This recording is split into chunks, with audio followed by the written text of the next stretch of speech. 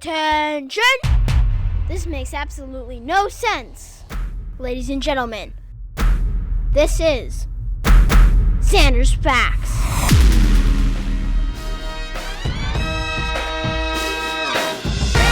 Oh yes, it is. Welcome in everyone to the latest edition of the Zander's Facts podcast. I am, of course, the aforementioned Zander, the most factual podcast in the world. If you didn't know, episode 21. That's right. Fully legal adult Zander's Facts podcast. I mean, come on, how about that? Thank you all for joining us Wednesday, June 23rd. And remember, if you like the Zander's Facts podcast, if you want to support the Zander's Facts podcast, then remember, go hit that follow button, then hit the download button on this episode, then click the rate button, then review it, and then go on Twitter and Facebook and Instagram and all those, and go follow at Zander's Facts. That's Zander with a Z. And most importantly, remember to spread the facts. Tell everyone you know about the Zander's Facts podcast. I don't even care where you are, what you're doing right now. If you're driving, if you're sitting at home, go tell somebody. Zander's Facts podcast. Welcome in, everyone. Episode 21. Big week this week, especially in the sport of basketball. That's cool. Because we have finally made it to the conference finals in the NBA playoffs. There are 4 teams left, and we're going to break it all down this week with our special guest. That's right, Hillbilly is back for a Zander's Facts record. 3rd time. Come on, how about that? It's incredible. How about that? In fact, we've got so much NBA to talk about that we're going to start the podcast off right now with NBA talk. So here we go. We've got Hillbilly in the house once again, and we're talking some NBA right now as the Zander's Facts podcast continues.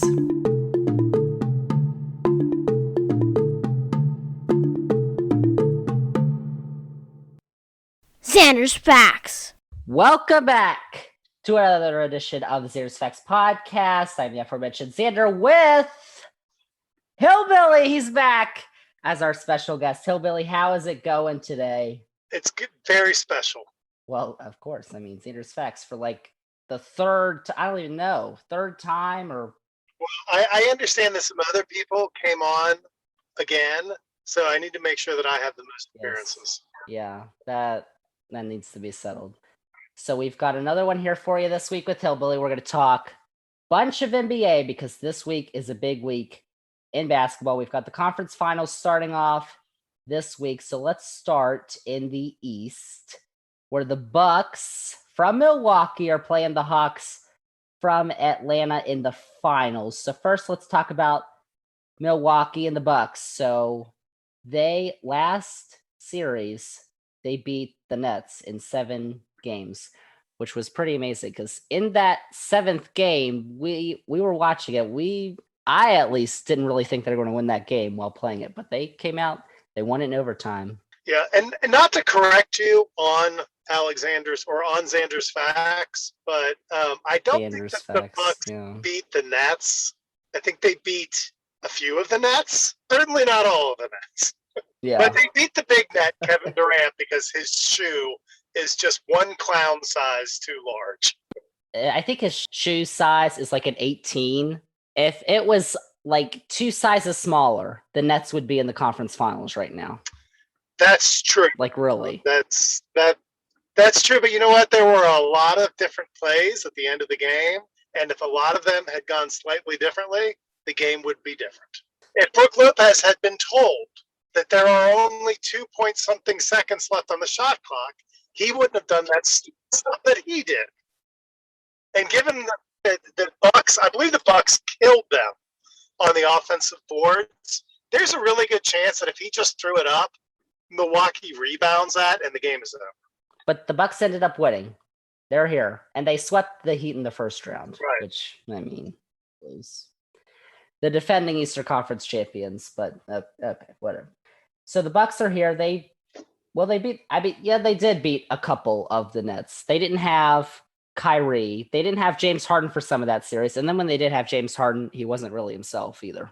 Yeah, but James Harden is, I think, one of those guys that understands the game well enough that even when he is not at 100%, he's still really good and a big asset.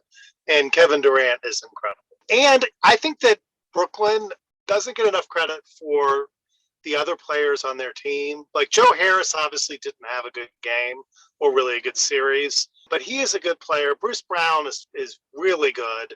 They've got a bunch of other really good players on that team that I think helped them. I do think it was a big deal for the Bucks to beat them. And I'm right there with you. I did not think they were going to win. Not until the very, very end of the game. It did not look like they were going to win that game.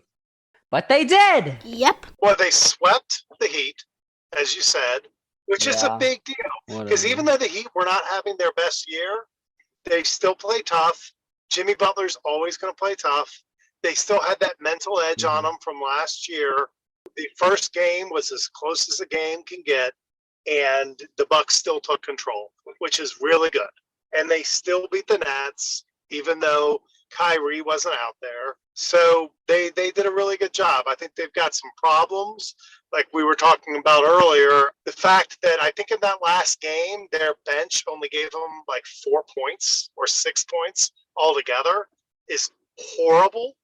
And they're going to have to fix that because Atlanta is a really good team, but we'll get into that in a minute. Well, I think we mentioned it in an earlier podcast that Milwaukee used to be a deep team, but they changed that all this year to be a top-heavy team so they can compete in the playoffs like this. Yeah, and they really haven't done the player development that they used to be kind of known for. They really don't. It's not like they have a bunch of guys on the bench that are like, okay, well, they're not there yet, but you can see the talent. You can see, and like maybe in the playoffs, maybe they can just have a really good game. They just don't really have those guys anymore. And I think that's a pretty big problem for them. So the Bucks are here in the East, and they play, as we said, the Hawks from Atlanta, who got here. Not a lot of people thought they'd get here. Well, some people didn't think they'd beat the Knicks in the first round. They did in 5 games. And then they beat the top-seeded team in the East, the Sixers, in 7 games. Both of those Eastern Conference semifinal series went to 7 games, but they're here, and they beat the Sixers. They beat a healthy Sixers team without Danny Green, really. Well, Embiid does have a torn meniscus. Yeah, that is true. But he still played really well. He did. He was by far their best player. He did. He had that one really bad half, I think, in game 5, where he went like 0 for 12. I think that was his first game back after the meniscus tear. But Joel was not the problem in game 7. I think everybody in Philadelphia knows exactly who the problem was. And his name might start with a Benjamin. Yeah. Ben Simmons. So there's that stat that he shot in all the fourth quarters. It was a 7-game series. So there were 7 fourth quarters. He shot the ball 3 or 4 times, and that was it. Yeah. He was afraid. And then, the big iconic moment in game 7, right before he got benched, which is insane that your number 1 draft pick gets benched. Your point guard, too. I understand taking a center out of the game, but to take your number 1 draft pick point guard out of the game with 2 minutes left in game 7, and it's because he passed up that wide open dunk because he was terrified to take the shot. And that is a broken man. That team needs some help because that was their number 1 pick. Right. And a couple years ago. And there were a lot of people that thought that they may have been able to trade him for James Harden earlier this year, and that Philly was possibly the ones that were saying no. Terrible. Which is pretty crazy. Because I would take even the hobbled James Harden, even with his injury. I think anybody would rather have him out there than Ben Simmons. But to put a couple things into perspective, though, Ben Simmons had a really good game defending Trae Young. Trae Young did not have a very good game from an efficiency standpoint, and a lot of that has to do with Ben Simmons playing defense. And Ben Simmons was also not the only person out there stinking it up for the Sixers. Tobias had a horrible game. I think he was like 8 of 24, something like that, and he was missing one wide open shot after another. So what is going to happen with Ben Simmons here for the Sixers? Because, I mean, he Didn't he sign that long-term deal? Right, but they have to trade him. I don't think they really have any choice. They either have to trade him or they have to fire Doc Rivers, because I don't think that you can have both of those people on the same team after what Doc Rivers was saying about him in the postgame, where Doc Rivers is asked whether or not Ben Simmons could ever be the point guard on a championship team. And Doc Rivers' response about, again, their number one drafted point guard was he didn't know. Oops. Which is something that you said. I think they're going to have to trade him. I don't think they're going to get much for him comparatively to what they could have gotten last year. And I think Philly is in a little bit of trouble. So let's talk about the Hawks. So the Hawks were 20-47 last season. That was the record.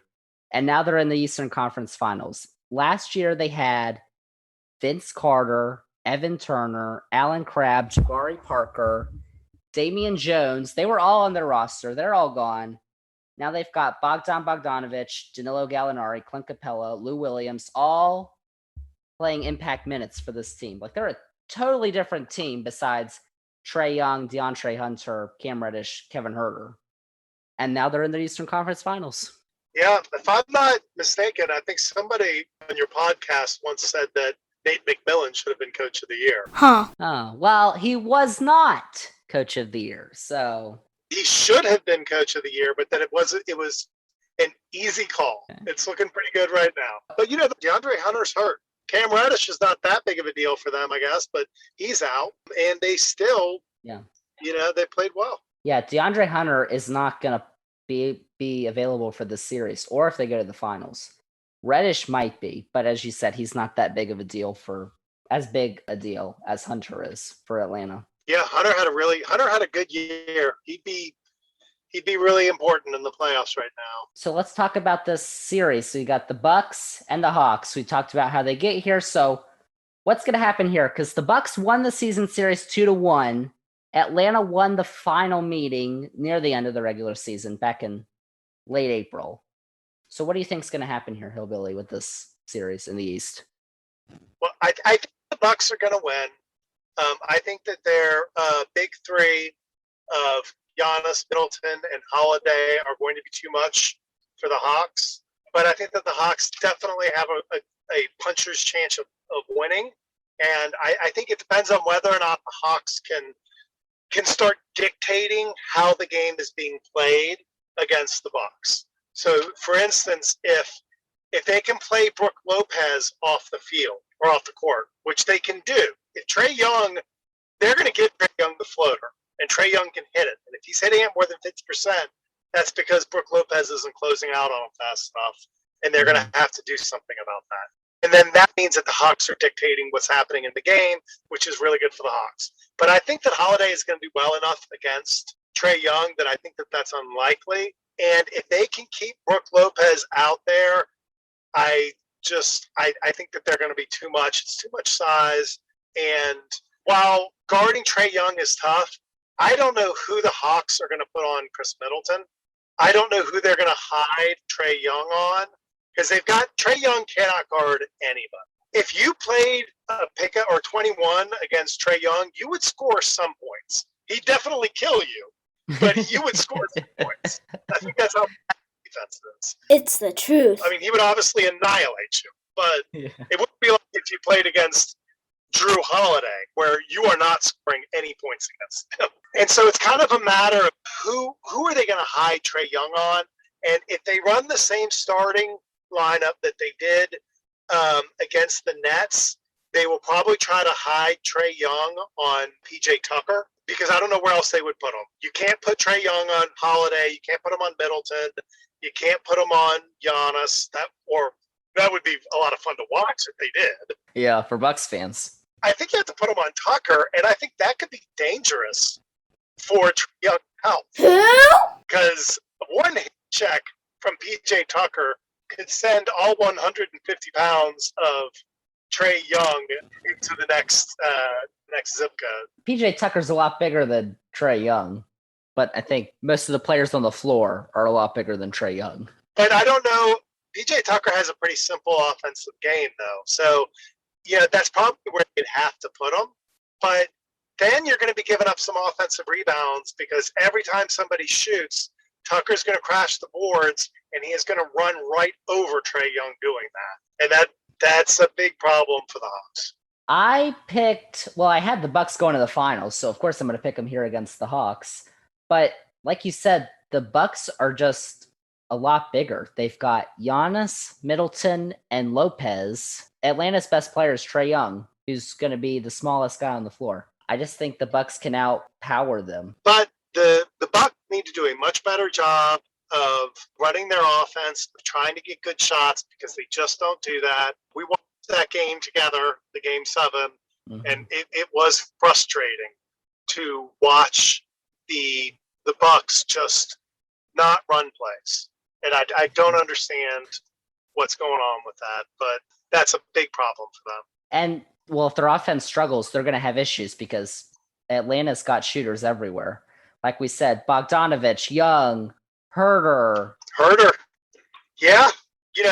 Trae Young did not win Game 7 for the Hawks. It was Herter, obviously. The whitest man in the NBA. 27 points, though. How about that? He was really good. And, I think that the Hawks just have a bunch of guys that can really play and, as you said, really shoot. So it'll be an interesting round. I just, who are they going to have guard Giannis? You can't put Capella on him. Capella's got to be stuck on Lopez. Who's going to guard Middleton? They don't have. That's where they're really missing DeAndre Hunter, is having somebody with the mobility and size to give someone like Chris Middleton problems, and they just don't have that. 7 games, I think it's going to be a problem. But Nate McMillan is such a better coach than the Milwaukee coach that Booty. Yeah, I hate to say it. Overrated. But it'll be fun. I think it'll be a really good series. And, maybe Trae Young just makes a really big step towards truly being an elite NBA player. And maybe we get to watch that happen. So. All right, so Atlanta plays Milwaukee. That series begins on Wednesday. Both of us have the Bucks going to the finals, just like we did at our playoff preview. That's a big fact. So then we can go to the West, where the Suns from Phoenix, who I think we both had in our preview, play the Clippers, who none of us had in our preview.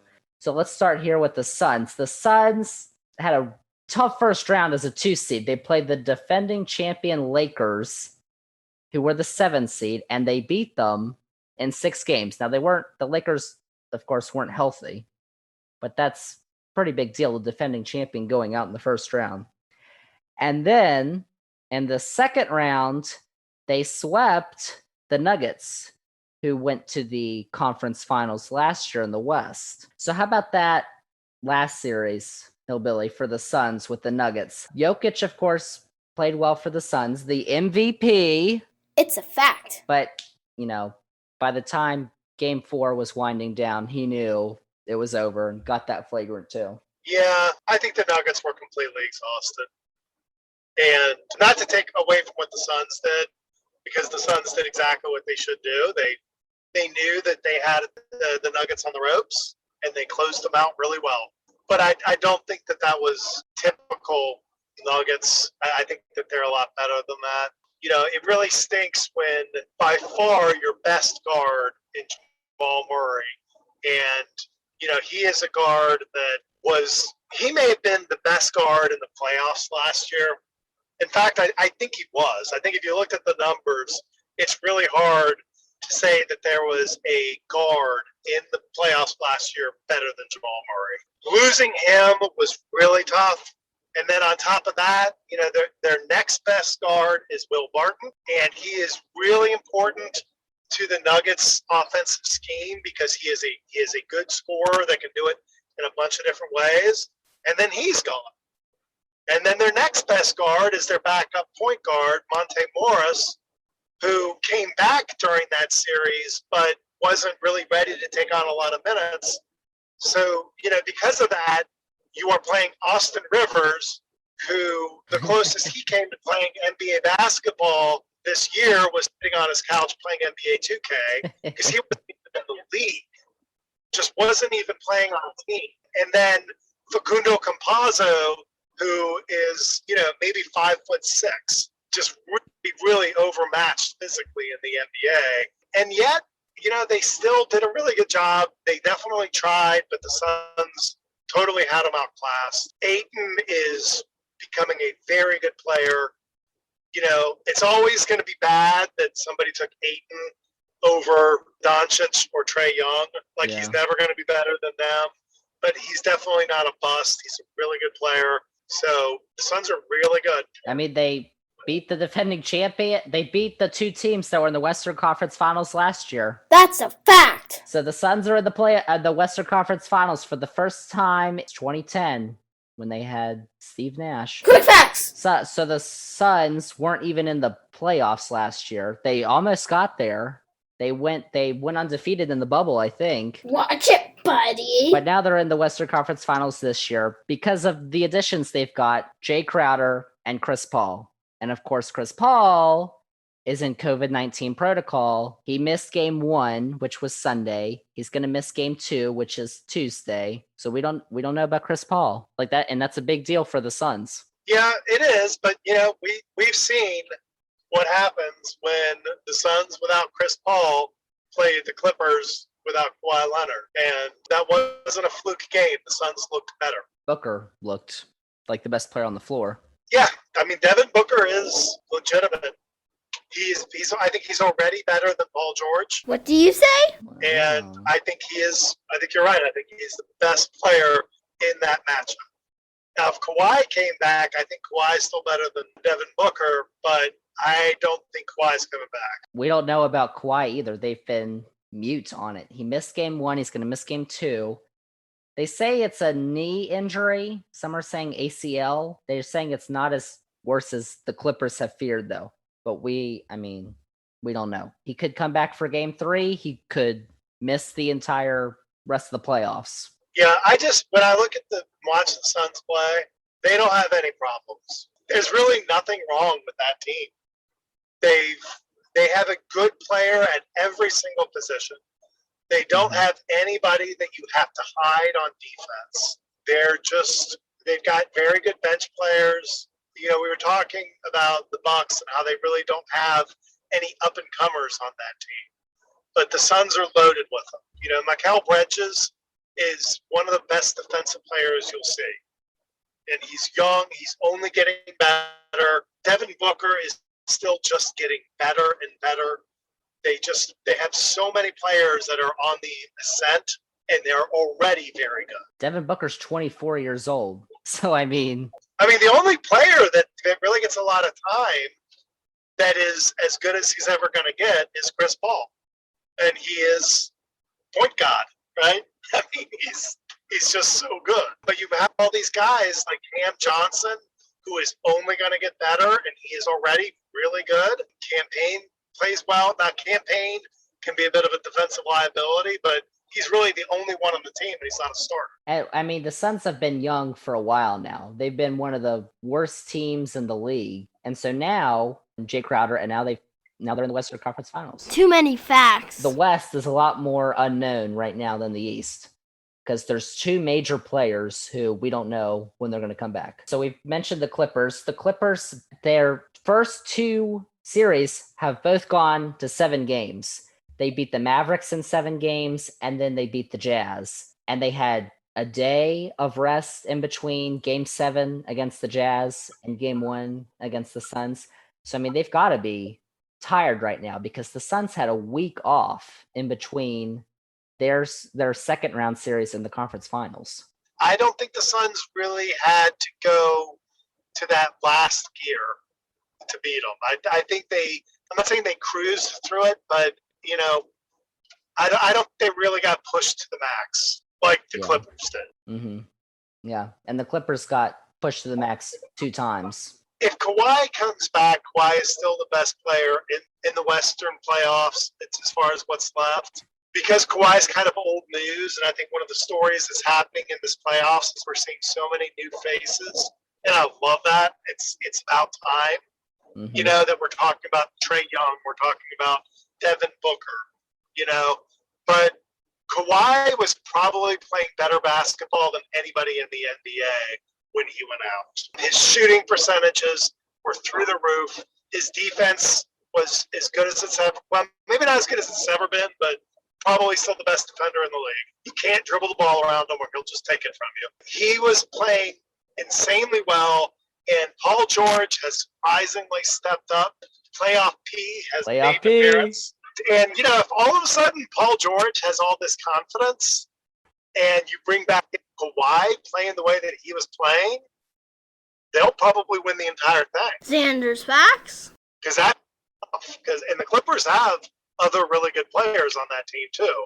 Yeah. That would be really, really tough. Just don't think we're going to see Kawhi come back healthy, but who knows? And even if he comes back, I mean, that's a knee ACL injury.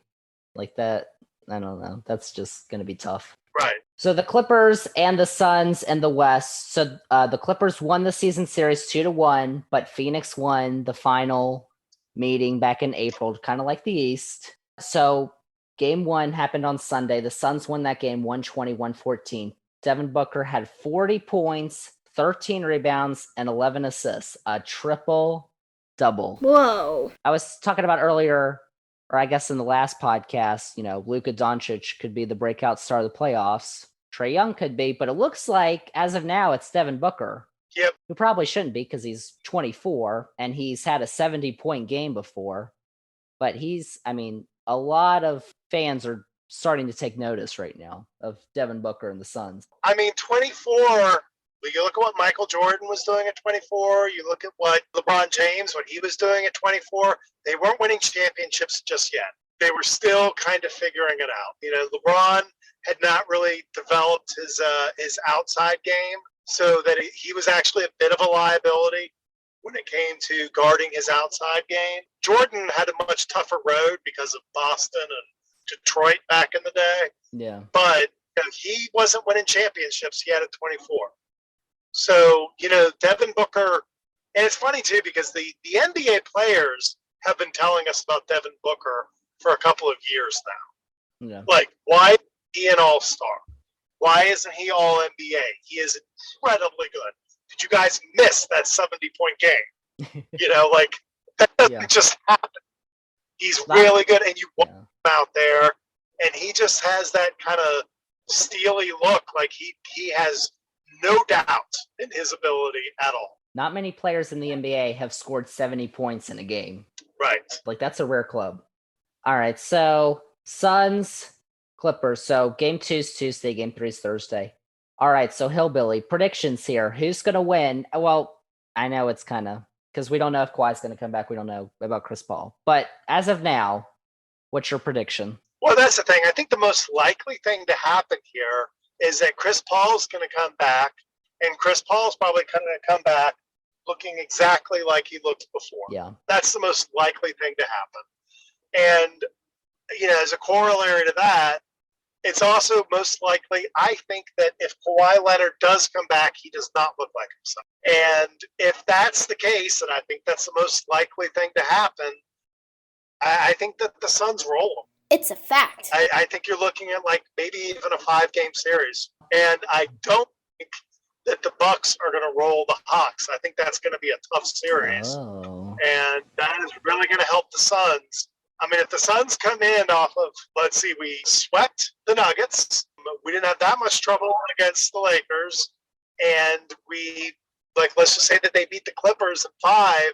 They are going to be fresh. And the Eastern Conference Finals start 3 days later than the West. So factor that in too. Right. And you look at the Bucks, and this is just assuming the Bucks win, but they beat the Heat. That was a big emotional thing for them. Yeah. That was a really big deal. And then they had what everybody was calling the finals, was that Eastern playoffs game or matchup between them and the Nets. A lot of people are saying, well, that's the real finals, and the Bucks just barely get over the hump there. Mm-hmm. It's more, emotional energy do they have, whereas the Suns haven't really had that yet. So, and how that shapes out, does that mean that the Bucks are just too exhausted? like physically and emotionally to go forward? Or does it mean that they're more battle tested and they're ready for that and the Suns aren't? It'll be interesting to see. It will be. Suns Bucks series in the finals would definitely be interesting. You've got Giannis and Booker and Chris Paul. Chris Paul would that'd be his first finals too. Now, what is he, 35, 36? Yeah, it's a big redemption story for Chris Paul because, he's never done anything in the playoffs and he's had a lot of bad luck, but still. I think they'll beat the Clippers too. Devin Booker right now is the best player on the floor. We saw with game 1. And I mean, maybe playoff P, because he has been playoff P. He gave himself that nickname a couple years ago, and everybody was like, what are you talking? You don't perform in the playoffs. And he finally has this year. But, I mean, I just think the Suns, they've got the young talent and they've got the old veterans who can keep them in check. They've got Jay Crowder, who was in the finals last year with Miami. Chris Paul, they've got Cam Johnson, Mikal Bridges. Devin Booker's playing more and more like an old veteran every day. Yeah, they really, like I said at the beginning, the Suns don't really have any problems. And they've got a good coach too, Monty Williams. They do, just not as good as Nate McMillan, but a good coach. All right, so let's go. Finals. We've both got Bucks and Suns right now. You kind of previewed it, what's going to happen. The Bucks, they're might be drained or they might be, battle tested, and the Suns have kind of cakewalked through the last series. So what is your prediction here for the final? Second time prediction, because we had that first one. It didn't turn out so well. So we can redeem ourselves here. But we both picked the Bucks. Are you going to do that again? Are you going to pick the Bucks? Yeah, I think I'm just going to kind of pick with the team that I want to see win. I mean, I'd be fine seeing the Suns win too. Yeah, I'd really like to see the Bucks do it. I think it's their best chance. And I haven't really thought that much about the matchup and how it would really look, but I do think that the Suns are going to have a hard time dealing with the inside power of the Bucks. But Ayton's really good. Again, who is going to cover Giannis? I mean, I know like Mikal Bridges will probably do a fantastic job against Middleton, but then I don't know who they're going to have on Holiday. I think those three players are just too good, but it'll be really interesting to see. I think it would be a really good finals that would go at least 6, probably 7 games. Yeah. Well, that's a finals. Like, I'd be fine with whoever wins, because back when it was Warriors Cavs, I think probably a lot of people were rooting against LeBron and were rooting for Steph and the Warriors, even though they were a super team. But at this, it's really, what do you have against Giannis, or what do you have against Booker? Yeah, there really aren't any villains out there. It'd be a lot of fun to watch and probably a lot of really good basketball. Mm-hmm. So we'll see. I've got the Bucks. If it's Bucks Suns, I have to go with my previous prediction. So I'll go with the Bucks. I mean, how about that? Zander's Facts. We got playoff preview. We picked the Bucks. Picking the Bucks now. Zander's Facts. Lay down the money. That's right. I mean, come on. Zander's Facts. So we'll see. The conference finals are underway this week. The finals, I believe I saw. So in 2 weeks is when the finals will start. And then tonight we find out about the lottery. That is true. So the lottery. So next week we're going to have another segment with Hillbilly. Hillbilly's going to come back on next week, talk about the lottery. 4 appearances. How about that's a Zander's Facts record right there. Like give you a plaque or something. So before we wrap up, I just want to get 2 things in here regarding basketball. So for next season, because there's a report out that the NBA wants to start next year's regular season October 19th, which is back to normal. Usually they start the season in mid-October and the finals would end in June. But this past year, the season started right before Christmas and the finals are going to be in July. So I wanted to get your thoughts because I'm kind of against that. I wish they'd started a little later, but I don't know. I want to see what you think. Yeah, I think I agree. I mean, I think it's too much to be a coincidence the number of injuries that we have seen this year because of the short layoff. I think it's too much to be a coincidence that the final 4 teams from the playoffs last year exited early. And even the Nuggets, who made it a little far, they looked like they were just done. Yeah. Completely done. So did the Lakers. So did the Heat. And all of the injuries. Every team has these injuries that they're dealing with, except, I guess, for the Suns. Everybody has them, to a more or less extent. And I don't know. They need to give them a break. And I don't really see a problem with just saying, you know what, from now on, we're going to start the season a month later anyways. We like it better, Like, I don't understand why they wouldn't do that, because I got to watch a lot more regular season basketball this year because the season didn't overlap as much with the NFL or college football. Yeah. And they can, so they can get fans to watch more games. They can extend the season into July, so they can own July when usually it's just baseball and some soccer. Like, I Right. just don't get it. Yeah, I don't either, but I know that there is a reason that has to do with money, Yeah. and I'm sure that they know what they're doing, but I do think it's hurting their product. And, they got to ask themselves, like, okay, this year we kind of rushed them back kind of quickly. We could have taken a little bit longer, but we thought that it would be better for money-wise to come back early. Well, is it really better? The Lakers are out because of injuries. Mm-hmm. The Nets are out because of injuries. Is it really better? Like, I love it. I love these playoffs. But from the NBA standpoint, I'm not sure that that's necessarily better. And I think it's hurting their product. Yeah. So the last thing that we've got here, so there's a new report from The Athletic today, which is talking about the NBA is preparing to implement some new rules regarding non-basketball motion. What the heck does this mean? So when players are shooting, they lean into a defender or they kick their leg up while shooting, and it's a defensive foul. So they're trying to get rid of that. So basically what the NBA is trying to do, and they're trying to implement this by next season, is they want to train referees to identify and properly officiate these non-basketball motions, like when a shooter launches or leans into a defender, when he kicks his leg up or to the side, or when an offensive player, veers off his path into a defender. So those would now be called offensive fouls or no calls if they're not deemed if they don't have a marginal effect or not.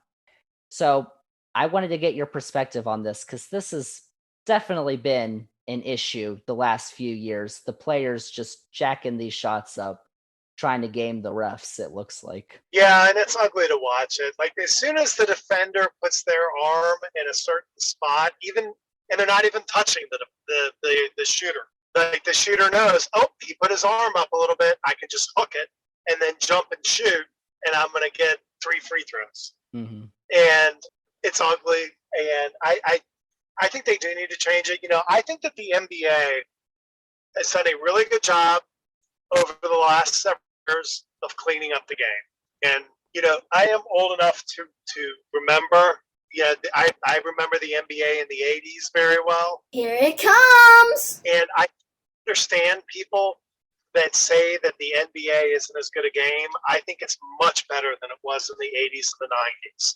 It sucked watching players just beat up on each other the way that they used to back then. And you still get it a little bit in the post, but, you used to have, like, one of the reasons Scottie Pippen was so good defensively is because he would just beat the hell out of the point guard, taking the ball up the court all the way from the other sideline all the way up the court. He would just pound them physically. And it wasn't fun to watch, and it made for ugly, low-scoring games. And they've cleaned up a lot of that stuff. And, they've got to get a little bit better at it. They've got to get rid of these stupid foul hunters, because it's ugly to watch it. James Harden is one of the best players of the modern era, and very few people like watching him because they hate watching that. Yeah. They hate watching him hunt for fouls. But James Harden is one of the smartest basketball players out there because, of course, he should be doing that. I mean, the NBA lets him do it, so he'd be stupid not to. Trae Young is obviously a really smart player. He does it all the time, and that's the one thing about Trae Young's game that I hate watching. I don't think he's stupid for doing it, but I really wish that he couldn't get away with that stuff because it's not fun to watch. Mm-hmm. And, I think another thing that the NBA is not talking about enough, they need to get rid of intentional fouls altogether. Like if you're going to do an intentional foul, it's a technical foul. You get a free throw.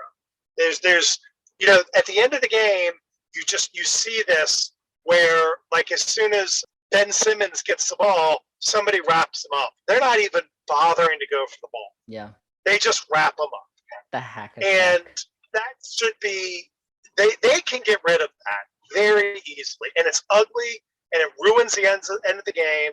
They can get rid of it very easily by saying, okay, if you're going to do that and it's perfectly obvious that you weren't even making a basketball play, then you know what? Ben Simmons is going to go to the line. But then after he shoots, they're still getting the ball again. And that would be cleaned up very quickly, and you wouldn't have that problem. And you would also be able to have more players like Giannis and Ben Simmons out there at the end of games because they wouldn't be doing that kind of crap. Mm-hmm.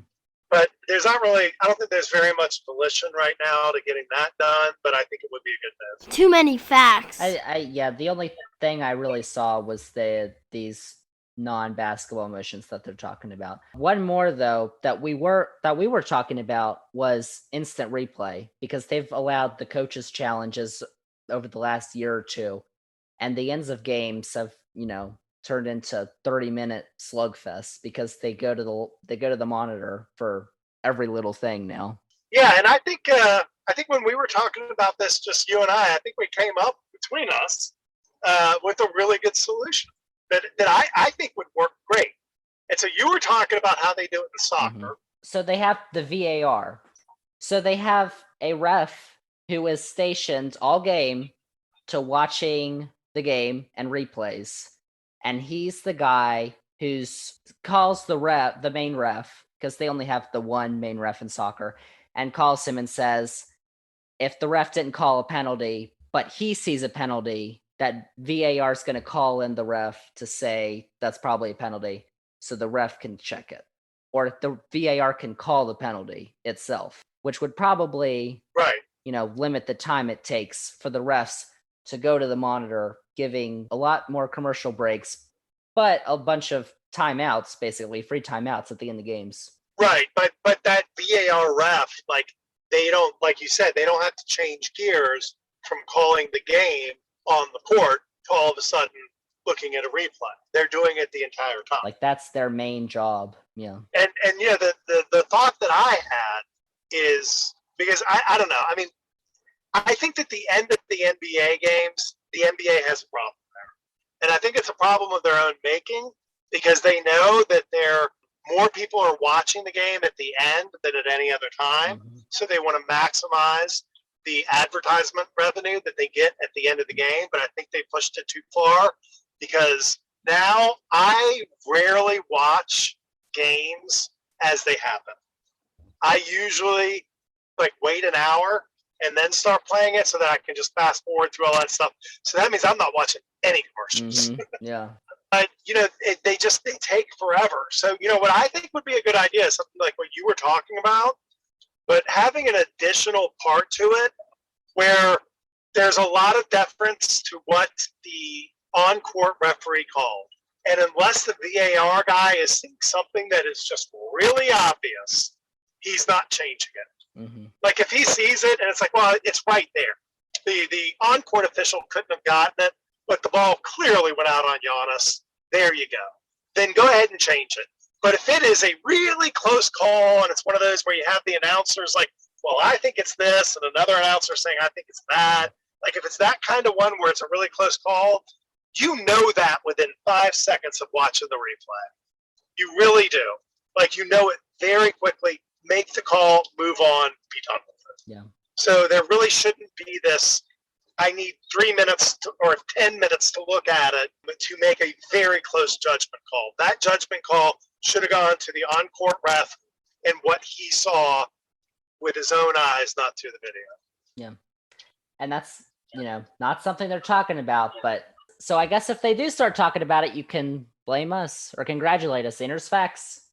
Xander's Facts rules. There you go. Absolutely. And if they do change that, I expect that we will get some sort of monetary compensation. Yeah, like we should become employees of the NBA at that point, probably. I mean, come on. Sure. We're just making the game for them. All right, but that's all we've got this week. So Eastern Conference Finals, Western Conference Finals, those are this week. Draft lottery, and next week we're gonna have Hillbilly back on to talk about draft lottery, little draft preview, I guess, which I guess is going to take place after the finals are done in July, which is a lot later than that usually happens, but with the delayed season. All right, well, thanks, Hillbilly. It's been a lot of fun again. Thank you. This is Zander's Facts. Welcome back, everyone, to the Zander's Facts podcast. Thanks again to Hillbilly for a record-breaking third time as he joins us here on the Zander's Facts podcast, and we're going to have him back again for another record-breaking fourth time. He breaks his own records. Fourth time. Next week on the Zander's Facts podcast. Don't miss it. And that's all we've got this week for the Zander's Facts podcast. I mean, we went the full podcast this week talking NBA. We've got a ton of stuff. We had a ton of stuff. We got conference finals, and then we've got other stuff. The draft lottery was this week, so we're going to talk about that next week. What that means. I mean, Detroit Pistons, #1 pick. How about that? Fact! We'll talk about all that next week. Plus, we're going to get into the COVID stuff, and we're going to talk about, so the Senate on Tuesday voted on the For the People Act. 50 Democrats voted for it, 50 Republicans opposed. I know they got Manchin to vote for it. How about that? We'll talk about that sometime. Even though you all know what's in it, you all know the good stuff, well, apparently it's not going to happen. All right, but that's it. That's a wrap here on this week's edition of the Zander's Facts podcast. Thank you all for listening, for bearing through it with us. And remember, if you want to support the Zander's Facts podcast, if you like what you heard, then remember, right now, go click that follow button or subscribe, whatever. Click the download button on this episode, episode 21. Rate the podcast, review the podcast. And then, when you're done, go on Twitter, Facebook, and Instagram, and go follow, like, subscribe, I don't even know, to the Zander's Facts podcast. That's Zander with a Z. And most importantly, whatever you're doing, wherever you are, I don't care if you're in the middle of the ocean with no one around you, spread the facts. Zander's Facts podcast. Make sure everyone on the globe knows about the Zander's Facts podcast. That's it. That's a wrap on episode 21 of the Zander's Facts podcast, the first Zander's Facts podcast as an adult. I mean, how about that? Thank you all for listening, and we'll see y'all next week.